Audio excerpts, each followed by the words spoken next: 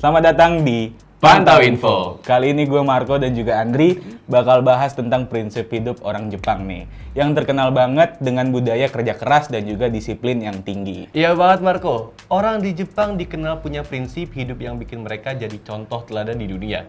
Dari cara mereka menghargai waktu hingga kebersihan, lingkungan yang mereka jaga. Nah, di video kali ini kita bakal bahas 5 prinsip orang Jepang yang bisa kamu coba untuk hidup lebih sehat dan produktif. Langsung aja kita mulai.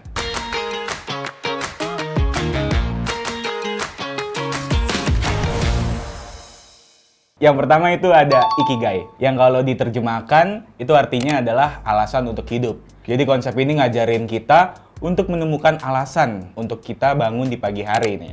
Jadi kita punya tujuan hidup tuh yang jelas gitu dari per harinya. Nah, Ikigai ini lebih dari sekedar pekerjaan loh.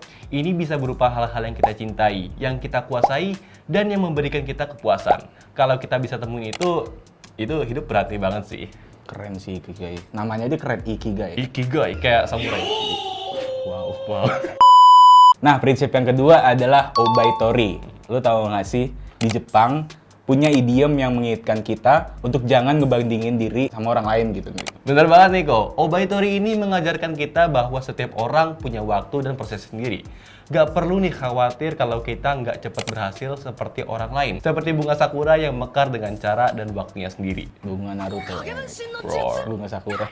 Beda dong.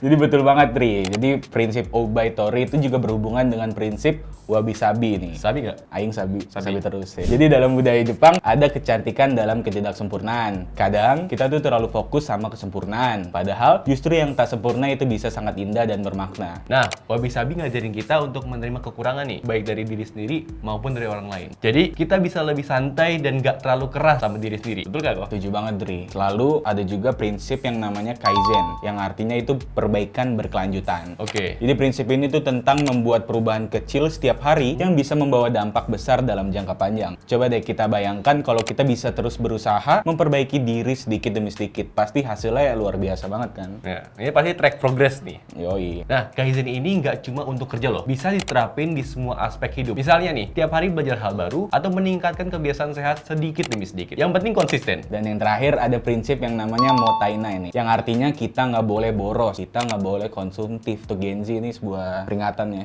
jangan boros. Jangan boros. Terutama saya. Saya juga. Jadi nggak boleh boros ini bukan cuma soal barang nih, tapi juga tentang waktu, tenaga, dan juga emosi. Jangan sampai ada yang terbuang sia-sia untuk hal yang nggak terlalu penting. Bener banget nih, Motainai ngajarin kita juga untuk lebih bijak dalam menggunakan sumber daya yang ada. Nggak cuma menghemat, tapi juga memberi nilai yang lebih dalam setiap hal yang kita lakukan. Jadi Sobat Pantau, dengan meniru prinsip-prinsip ini, kita bisa hidup lebih bermakna, lebih produktif, dan tentunya lebih bahagia. Semoga konten kali ini bermanfaat untuk Sobat Pantau. Jangan lupa untuk like, komen, subscribe. Sampai jumpa di video selanjutnya. Sampai jumpa. Bye-bye. Udah. Gue cabut dulu ya. Ngapain? Ke Jepang. Gue mau makan sushi dong.